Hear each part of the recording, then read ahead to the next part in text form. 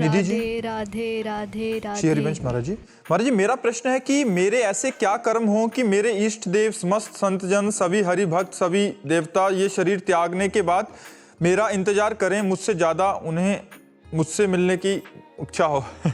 चाहत तो बहुत जोर की है, खूब तपस्या और भजन, ब्रह्मचर्य रूपी तपस्या और नाम जप रूपी भजन, 2 साधन पकड़ लो, सबसे ऊपर निकल जाओगे। आजीवन ब्रह्मचारी और निरंतर भजन, तब ये बात होती कि सब देवता, सब महापुरुष उसका इंतजार करते हैं। कबीरदास जी कह रहे, चदरिया झीनी रे झीनी, जैसी की तैसी रख दीली, चदरिया झीली रे झीली।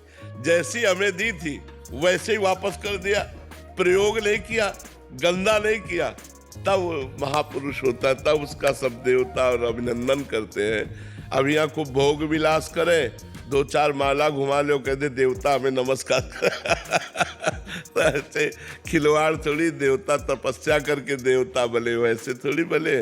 वो नमस्कार, सब कोई देवताओं का पूजन करता है, देवता भक्त का पूजन करते हैं। उस भक्त का जो भगवान में तन्मय हो चुका है, जो समस्त भोग विलासों का त्याग कर चुका है, जो किसी भी इच्छा का अनुमोदन नहीं करता, भगवत इच्छा का अनुमोदन करता है, अपनी इच्छाओं का त्यागी, कामनाओं का त्यागी, भोगों का त्यागी, ममता केवल एकमात्र प्रभु में, समता सब संसार में, वो भगवान का प्रेमी महात्मा होता है। माधव शर्मा जी, वृंदावन से। श्री हरिवंश गुरुदेव। श्री हरिवंश महाराज जी, गुरुदेव भगवान, शिष्य के द्वारा प्रमादवश या विवेक के अभाव के कारण जो त्रुटियां अथवा आज्ञा उल्लंघन होती हैं, क्या उससे गुरु और शिष्य का संबंध विच्छेद हो सकता है? नहीं, राधे संबंध राधे विच्छेद नहीं राधे हो सकता, राधे। लेकिन कृपा का अनुभव नहीं होगा। कृपा का अनुभव नहीं होगा, गुरु कृपा का अनुभव नहीं होगा। वो अनुभव तभी होगा जब इन छिद्रों को बंद करे, इन दोषों का त्याग करे। मानते हैं ज्ञान की स्थिति रहती, पर क्या इतना ज्ञान नहीं है कि ये गलत है? हम गलत को क्यों करें फिर?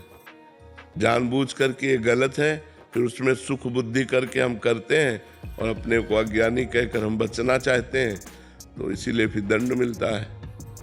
हमको ज्ञान है कि गलत है। जो चीज गलत ज्ञान है तो हम उसे कैसे कह सकते हैं कि मुझे जानकारी नहीं थी? ईमानदारी से सबको जानकारी है कि गलत है। जो चीज गलत है वो गलत है, उसे जब जानते हो तो उसे त्याग दो, नहीं त्यागोगे तो दंडनीय अपराध है। भागवतिक दंड मिलेगा या भारतीय कानून व्यवस्था से दंड मिलेगा, आज नहीं तो कल। किसी ने आज ये गलती नहीं तो और गलती में फंस जाओगे जिसमें कोई गलती नहीं है। यहाँ की गलती तुम्हें निरपराध में फंसा देगी और दंड दे देगी। इसलिए गुरु शिष्य का संबंध तो भागवतिक है, वो जल्दी टूटने वाला नहीं। वो तभी टूटता है जब सीधे गुरु अवज्ञा हो जाए। अगर हमसे कुछ गलतियाँ होती हैं, कुछ त्रुटियाँ होती हैं, तो हमारे प्रमाद के कारण होती हैं। हमको ठीक करना चाहिए, हमको सुधारना चाहिए। यदि नहीं सुधारेंगे तो हमें गुरु कृपा का अनुभव नहीं होगा। गुरु कृपा का अनुभव ना होने के कारण हमारा मन विषयों में ही भटकेगा, भगवान की तरफ नहीं चल पाएगा। गीतांजलि जी, राधे राधे महाराज जी। महाराज जी, एक सामान्य जीव का जीवन प्रमाद एवं भोग से लिप्त रहता है। जब आप गुरुजनों और किशोरी जी का कृपा बल उसे अपनी ओर घसीटता है तो उसके जीवन में बहुत सारा बदलाव आने लगता है, जैसे बहुत कम सोना, जल्दी जगना, शादियां, किसी पारिवारिक कार्यक्रम में ना जाना, ना ही रुचि होना, कम भोजन, बाहर का ना खाना। और महाराज जी, इन आचरणों में पारिवारिक जनों जो इस बात को समझते नहीं है, वो बहुत क्रोध होने लग जाते हैं। ऐसी परिस्थिति में हम खुद को कैसे दृढ़ रखें और कैसी नहीं, अपने को दृढ़ ही रखें। किसी के कहने से हम भ्रष्ट आचरण नहीं करेंगे, हम गंदा भोजन नहीं पाएंगे, गंदी आदतें नहीं स्वीकार करेंगे, चाहे वो कोई भी हो। जाके प्रिय न राम बै देही, तजिए ताहि कोटि बैरी सम जद्यप परम स्नेही। तजो पिता प्रहलाद, विभीषण बंधु, भरत महतारी, गुलुबल तजो कंत ब्रज बनितन भे मुद मंगलकारी। परमार्थ के लिए हम सबका त्याग कर सकते हैं। यदि कोई हमें जबरदस्ती भ्रष्ट आचरण कराना चाहे, भ्रष्ट भोजन पवाना चाहे, तो हम नहीं कर सकते, भले उससे संबंध टूट जाए। वो नाराज होता रहे, हम मौन रहेंगे, चुपचाप सुनेंगे, लेकिन करेंगे वही जो हमें परमार्थ में करना है। हम अपने विरुद्ध आचरण नहीं कर सकते, धर्म के विरुद्ध आचरण नहीं कर सकते। अगर वो नाराज होते हैं तो उनकी नाराजगी हम सह लेंगे, हम सुन लेंगे, लेकिन करेंगे अपने। 5 वर्ष के बालक प्रहलाद जी हैं और त्रिभुवन पति पद पर बैठा हुआ हिरण्यकश्यप है, एक बात भी नहीं उनकी मानी, अपने हरि के मार्ग की बात पुष्ट की तो भगवान को नरसिंहावतार लेना पड़ा। बालक प्रहलाद जी के लिए सर्वशक्तिमान भगवान को नरसिंहावतार लेना पड़ा। तो धर्म युक्त चलना चाहिए, हमको ये भय नहीं होना चाहिए। तुम्हारी आदत है गंदी तो तुम अपनी गंदी आदत का पोषण करो। हम सत्संग सुन चुके हैं, अब हम गलत आचरण नहीं करेंगे। आप मानो या न मानो, हम धर्म से चलेंगे और अपना जीवन भगवान के आश्रित व्यतीत करेंगे। भगवान सब देने वाले हैं, वो तो निहाल कर देते हैं। संगीता जी दिल्ली। राधे राधे महाराज जी। महाराज जी, पिछले 2 वर्षों से हमारे राधे, माता पिता का राधे। देहांत होने पर हमने माता जी का वार्षिक श्राद्ध वैदिक पद्धति से संपन्न किया और अब पिताजी का प्रथम वार्षिक श्राद्ध करने जा रहे हैं। महाराज जी, आपका पूछना है कि जीवात्मा के कल्याण के लिए श्रीमद् भागवत जी का मूल पाठ करवाया, बट क्या एक बार कराना है या आगे भी कराते रहें आगामी वर्ष? अगर पैसा है तो करवाते रहिए तो मंगलमय है, लेकिन एक बार ही पर्याप्त है। एक बार के ही श्रीमद् भागवत के पाठ से जीव का कल्याण हो जाता है। जो मृत जीव है, जिसका शरीर छूट चुका है, वो जहाँ भी होगा उसका कल्याण हो जाएगा। श्राद्ध आदि जो आप कर रहे हैं सब उसके मंगल के लिए, वो जहाँ भी होगा उसका मंगल होगा। आशीष पारिक जी। श्री हरिवंश। राधे राधे महाराज जी। महाराज जी, क्या वचन की शरणागति से हमें सहचरी भाव की प्राप्ति होगी अगर हम बुरे कर्म ना करें और अपने कर्तव्य कर्म का पालन करें? पर सहचरी भाव का मंत्र न होना चाहिए ना, नहीं तो स्वरूप का कैसे बोध होगा? सहचरी स्वरूप का बोध वो तो मंत्र कराएगा जो आचार्य परंपरा से आता है। वाचिक शरणागति से, भगवान नाम जप से, कुकर्मों के त्याग से आपका कल्याण हो जाएगा, लेकिन आप सहचरी थोड़ी बन जाएंगे। सहचरी बनने के लिए सहचरी पद प्रदान करने वाला मंत्र होना चाहिए, तभी तो आचार्य के रूप में सहचरियां प्रकट हुई हैं और वो मंत्र प्रदान करती है। उसी मंत्र बल से सहचरी भाव का प्रादुर्भाव होता है। कल्याण हो जाएगा, ऐसे सहचरी थोड़ी बन जाओगे। सहचरी बनने के लिए, सहचरी पद प्राप्त करने के लिए जो आचार्य ने मंत्र दिया है, गुरु परंपरा से आता है, वो जब तक नहीं मिलेगा, उसका अनुष्ठान नहीं होगा, तब तक सहचरी भाव की भावना नहीं बनेगी। पुरुष भावना, स्त्री भावना ये मिट जाए, बनिता पुरुष भाव मिट जाए, सेवै ललितादिक के भाई। स्त्री और पुरुष का भाव मिट करके सहचरी भाव, चिदानंदमय भाव, वो आता है मंत्र से।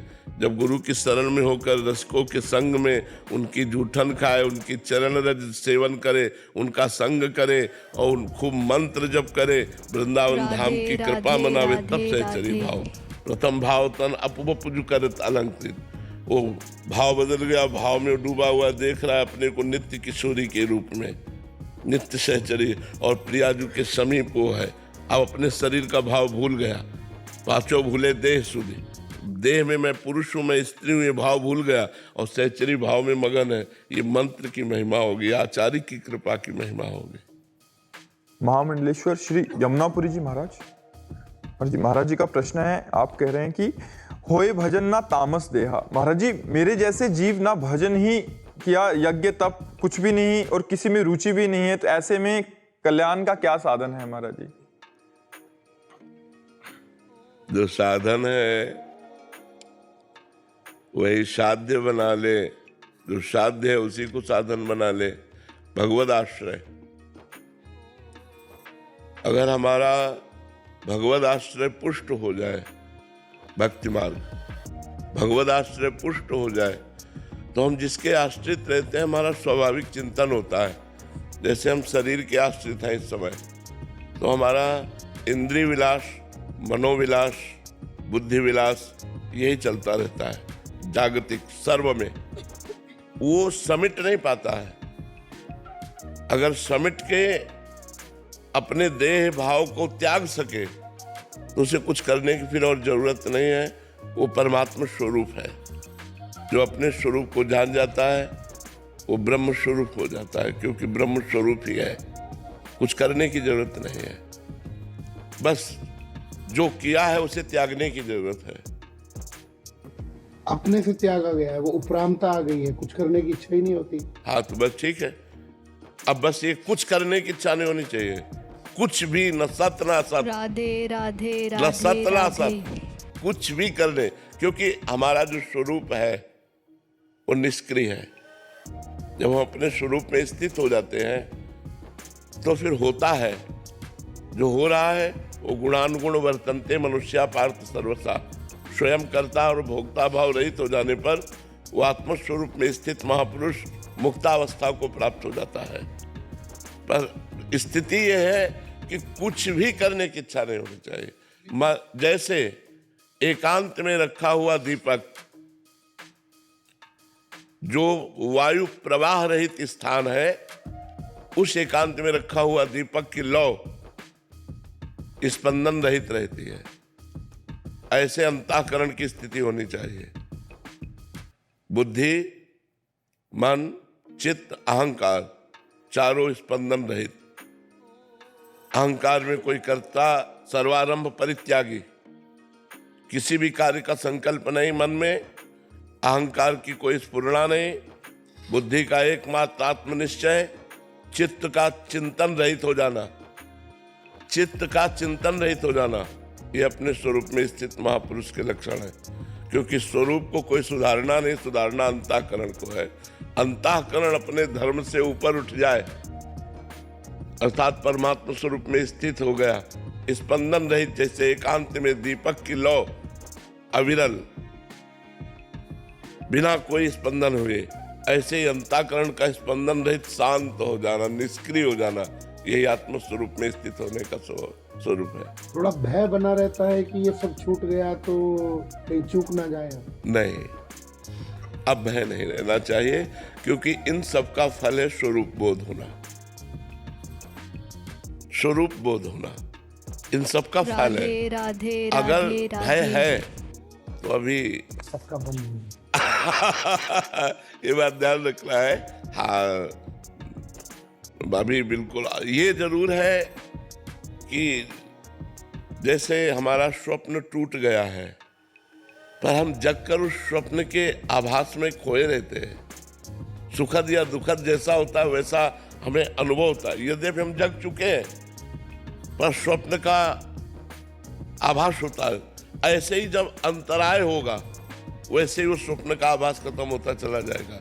ऐसे ही यद्यपि हमें आत्मस्वरूप का पर अंतराय, माया का जितना समय होता चला जाएगा, उतनी गाढ़ अवस्था स्वरूप की प्राप्त होती चली जाएगी और हम निर्भय होते चले जाएंगे।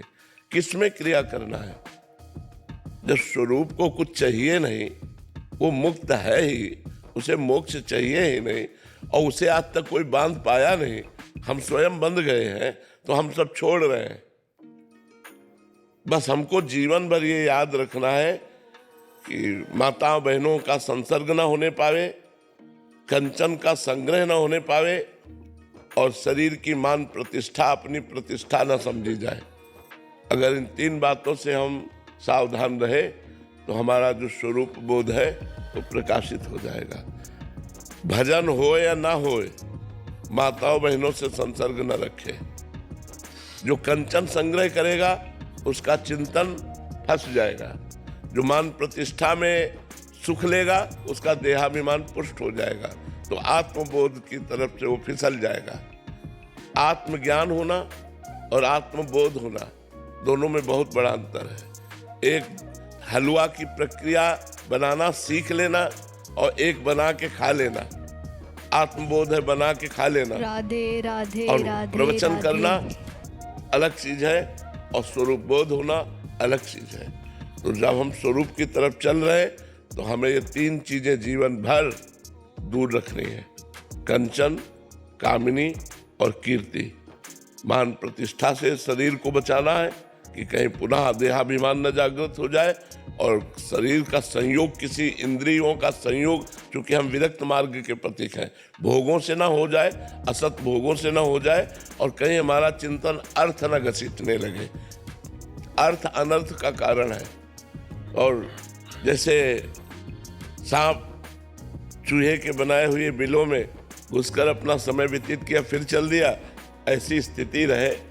कहीं भी किसी मठ मंदिर में अपना गुजारा किया रात्रि गुजारी, 2-4 दिन गुजारे, फिर चल दिया, फिर कहीं ऐसा जीवन हो तो वो परमहंस स्थिति को प्राप्त हो जाएगा। जी। रविंद्र मणि त्रिपाठी जी। राधे राधे महाराज। राधे राधे महाराज जी। महाराज जी, अनुशासन में रहना, समय पर जप ध्यान करना, इस हेतु कुछ उपाय है क्या? गृहस्थी में तो बहुत कठिनता है। गृहस्थी में तो परिवार है। अब आप ध्यान में बैठे हो, बच्चा आपकी गोद में आके बैठ गया, आप ध्यान में बैठे हो, आपको ऑफिस में जाना है तो पूरा मन ऑफिस की तैयारी करेगा, ध्यान थोड़ी करेगा, वो ऑफिस की तैयारी करेगा। अभी 30 मिनट है, 30 मिनट में तो फिर हमें मोटरसाइकिल से जाना है या स्कूटी से जाना है या बस से जाना, वो पूरी तैयारी करेगा। 30 मिनट ध्यान में जरूर बैठेंगे, लेकिन वो पूरी ऑफिस की तैयारी करेगा नहीं करेगा। आप देखो, ईमानदारी से बैठ के देखो, आप वो तैयारी करेगा। तो हमें क्या करना है, कलयुग में ध्यान के द्वारा भगवत प्राप्ति नहीं होती, क्योंकि उस कोटि का ध्यान लग ही नहीं सकता।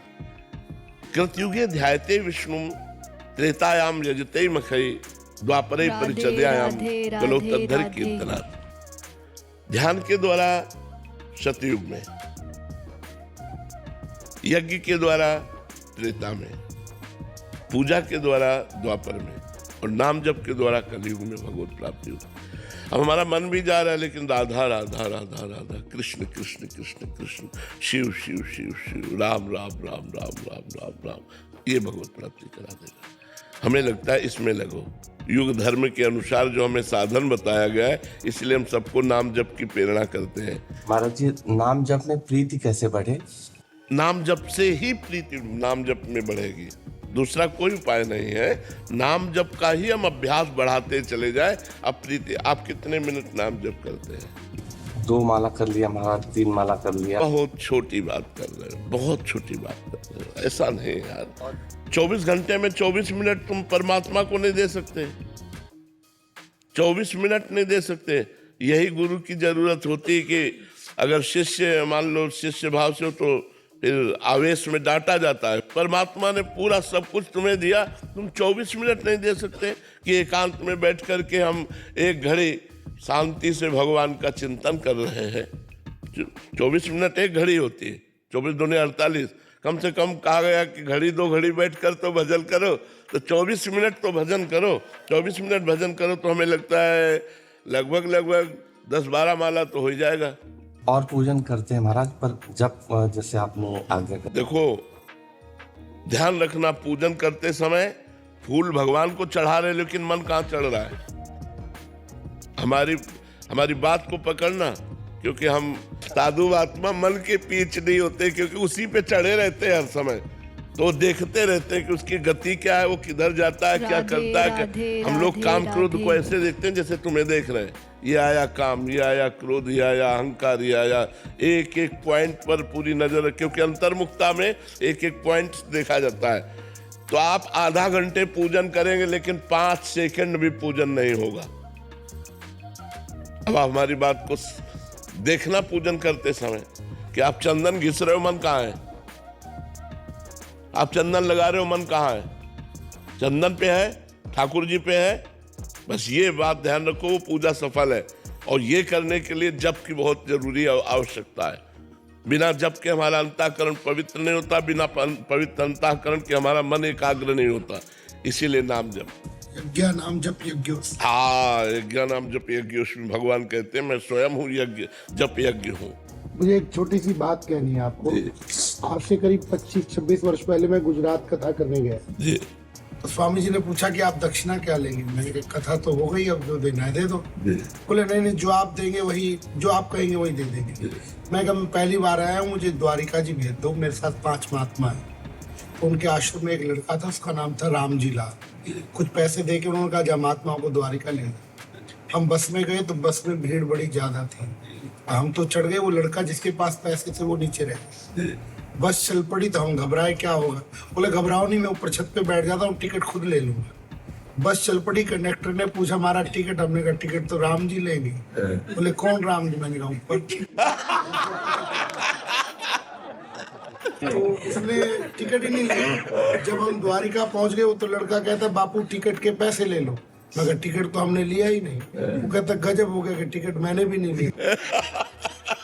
तुमने क्यों नहीं लिया? वो कहता ऊपर आया ही नहीं कंडक्टर। उसने पूछा आप तो अंदर बैठे तो आप कैसे पहुंच गए? आपसे तो टिकट पूछा होगा। मगर पूछा था, मैंने बोल दिया टिकट राम जी लेंगे। कौन बोले? ऊपर वो तो जो साधु आत्मा है भगवान, वो तो असली भगवान राम समझ गया। मैं अपनी गद्दी से उठा और उस लड़के के पाँव छू ली। उसने कहा महाराज मैं तो नौकर हूँ, मेरे पाँव क्यों छू रहे हो?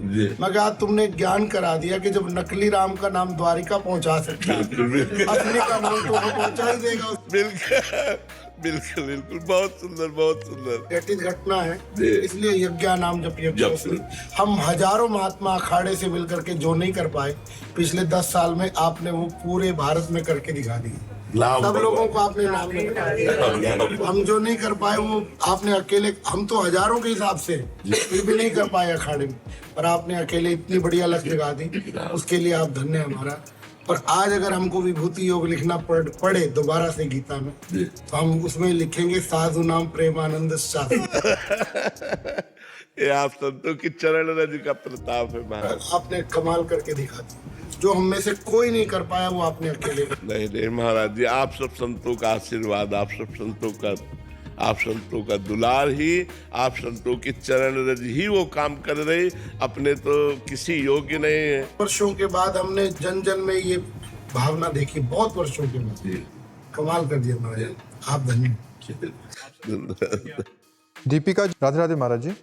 महाराज जी आप कह रहे हैं कि भोरी सखी जैसी अंदर व्याकुलता और अरे नाम जप करो भोरी सखी मीरा जी, और मीरा जी की चरण धूलि, भोरी सखी की चरण धूलि मिल जाए, उनकी हम एक कण बन जाए। नाम जप करो, पहले नाम जप करो। ऐसा नहीं कि हम इन अवतारी महापुरुषों के समान थोड़ी हो सकते। सब कोई मीरा जी हो जाएगा क्या? सब कोई भोरी सखी बन जाएगा क्या? नाम जप करो, श्री जी के गुण गाओ, उनके चरित्रों को सुनो। किसका प्रश्न है? उनके चरित्रों को सुनो, नाम जप करो, श्री जी के आश्रित रहो और प्रार्थना करो कि मैं तृण से भी नीच भाव ले आऊं, कि मैं किसी योग्य नहीं हूं, और निरंतर नाम जप चलता रहे। हे लाडली बिसरी हो ना बिसारी हो, यही दान मोहि देव, श्री हरिवंश के लाडले मोहि अपनी कर लियो। हम भोरी सखी कैसे बन सकते हैं? एक मुट्ठी चना चबा करके, एक मुट्ठी चना, वो भी कहाँ से?